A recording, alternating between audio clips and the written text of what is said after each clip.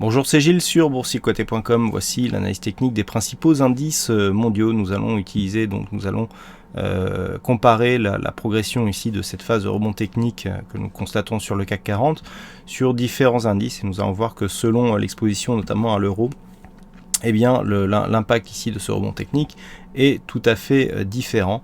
Donc veuillez ici bien mémoriser visuellement donc la configuration de ce rebond technique avec notamment les points significatifs ici du 27 avril et du 27 mai. Et donc sur le DAX, nous avons l'impression que nous avons exactement la même configuration technique avec cette phase de consolidation et cette phase de hausse ici qui vient tester une zone de résistance. Rappelez-vous, je vous avais indiqué de vérifier donc cette zone ici de résistance dont les points de contact se situaient le 27 mai, donc aussi on est le 26, donc il y a un petit décalage au niveau des bougies, et le 27 avril, là regardez, et bien sur cette bougie donc qui fait le premier contact, nous sommes le 13 avril. Si on cherche la bougie du 27, c'est tout simplement cette bougie, ici cette bougie verte, donc on est bien le 27, ça se voit en bas sur le graphe, et donc l'alignement que nous avons sur le CAC, on a l'impression que c'est le même ici sur le DAX, sauf que les points de référence sont différents. Donc ça c'est assez intéressant puisqu'en fait nous avons exactement la même configuration mais avec des points totalement différents. Malgré tout ça ne change rien à l'analyse technique, on est toujours ici sur un test de cette résistance pour une sortie, et donc sortie de cette phase de consolidation moyen terme, donc on est quelque part quand même bien corrélé entre le DAX et le CAC 40. Donc la semaine prochaine, il faudrait valider ici une cassure haussière de cette zone des 11 634 points pour valider une poursuite du mouvement qui reste donc la tendance moyen terme.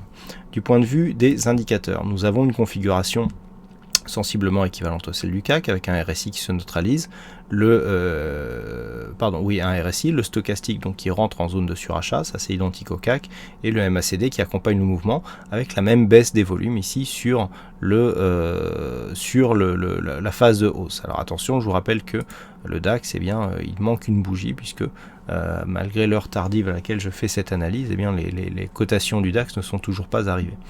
Donc on est ici sur une configuration équivalente, on attend une rupture ici de cette zone, notez les gaps qui ne sont pas présents sur la phase de hausse, sur le DAX. Donc par contre, s'il y avait rupture de cette zone, le prochain objectif donc de résistance horizontale se situe sur 11 824 points. Sur le FTSE, pas la peine de chercher les points de contact, aussi même si on a ici le 27 avril, donc un point haut significatif, même si nous avons ici le 27 mai ce point haut, mais qui du coup n'est plus significatif puisqu'il arrive 2 jours plus tard, on n'a aucun alignement entre ces deux zones et le point haut que nous avons marqué cette semaine, alors même que nous avons ici une phase d'affaiblissement qui apparaît sur la bougie du jour. Donc on voit une configuration tout à fait différente aussi dans la configuration moyen terme, puisque nous sommes toujours sur un biais haussier beaucoup moins dynamique certes que ce que nous avons eu sur le DAX et le CAC, mais qui reste haussier puisque nous n'avons pas cassé ici sur ce point bas des points bas significatifs, en tout cas sur la tendance long terme.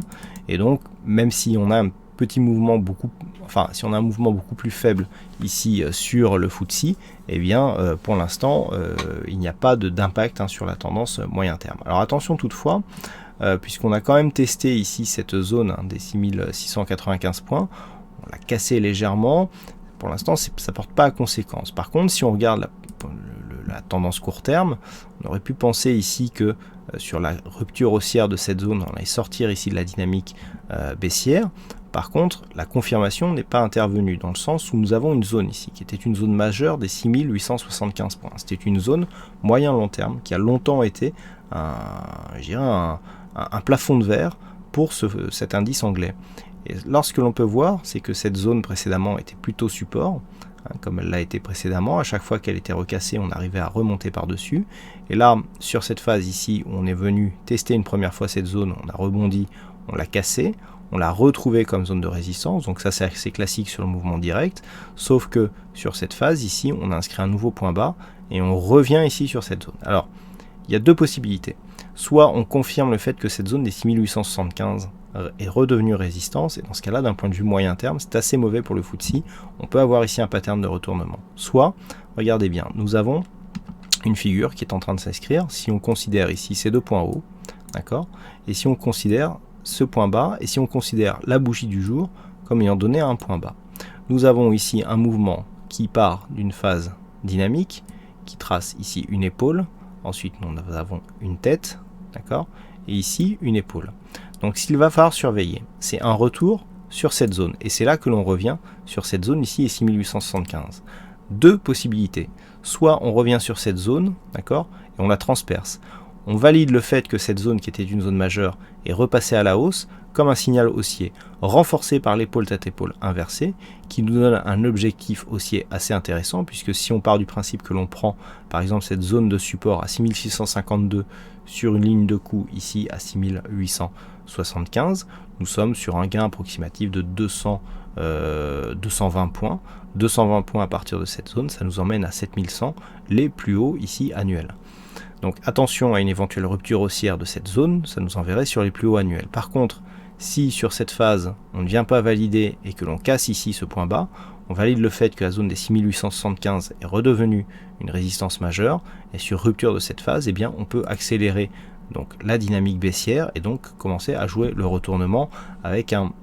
Alors on a un presque diamant, alors dans la deuxième partie c'était plutôt pas mal, mais la première partie est tout à fait ratée, hein. C'est pas de la grosse joaillerie, mais on voit ici ce pattern de retournement qui pourrait effectivement donner lieu, suite à la cassure que nous avons eue ici, à la cassure des 6875, et bien accélérer l'indice anglais dans un mouvement baissier. Donc attention, on surveillera la semaine prochaine soit une rupture haussière des 6875, pour valider le signal il faudrait que cette rupture soit assez directe, soit une rupture baissière ici de cette bougie qui interviendra sur une cassure des 6625 points, avec donc un prochain objectif qui se situe à 6504 points en cas de cassure baissière.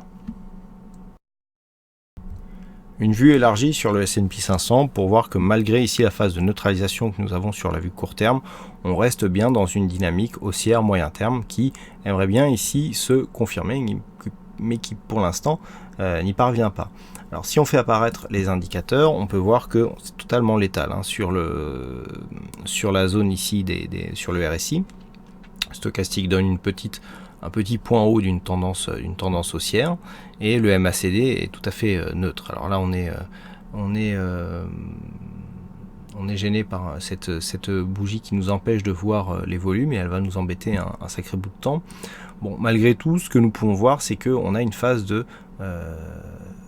latéralisation, si on veut dire, par rapport à cette tendance. On n'arrive pas à casser ici cette zone des 2124 points.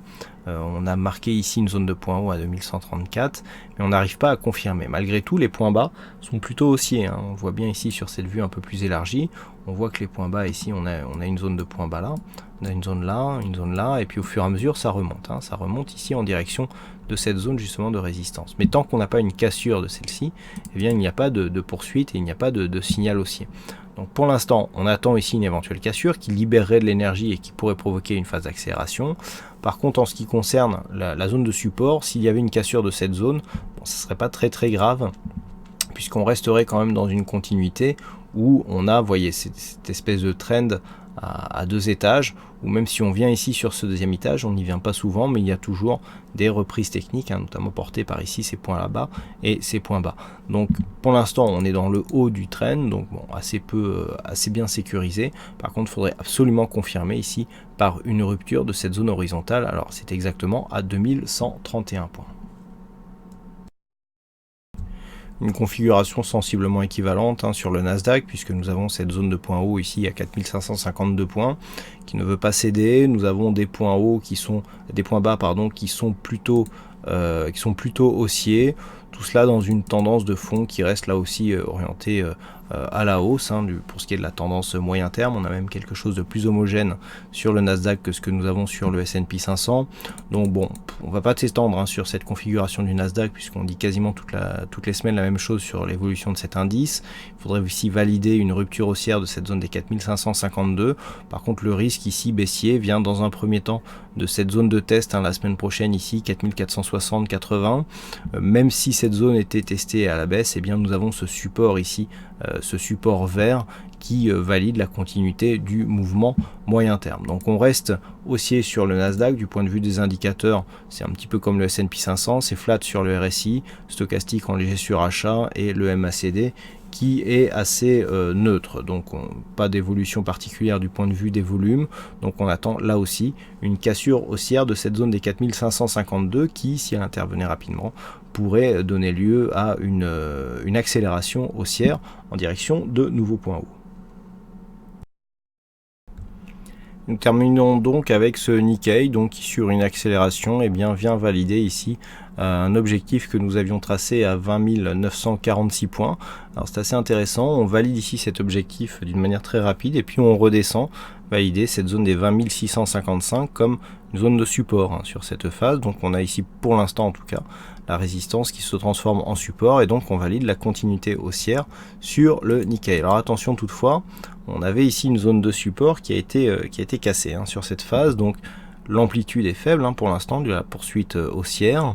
Il peut s'agir d'un mouvement d'affaiblissement. Alors du point de vue des indicateurs, on le voit bien, on est sur une phase assez divergente sur l'évolution ici de cet indice, puisque nous avons des points hauts ici qui sont toujours plus hauts sur l'indicateur, alors que sur les cours, alors que sur les indicateurs, nous avons quelque chose qui ressemble à ça, c'est-à-dire une droite baissière sur les précédents points hauts ici, alors que les points hauts montent. On retrouve cette configuration ici sur le stochastique et le MACD nous donne est plutôt assez neutre.